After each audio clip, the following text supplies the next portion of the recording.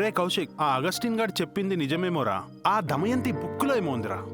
ఇప్పుడు అర్థమైందిరా, నా కల్లో కూడా దమయంతే వస్తుంది. అవునా? నువ్వు కావ్య ఇద్దరు కలిసి ఆ బుక్కుని చదవంటరా. కావ్య కూడా కలలోకి వస్తుంది, నీకు కలలోకి వస్తుంది. ఆ బుక్కులో ఏమో ఉందిరా. అవునరా, నాకదే అనిపిస్తుంది. కావ్యకు నాటకం అన్నా ఇష్టం, నాకు నాటకాలన్నా ఇష్టం.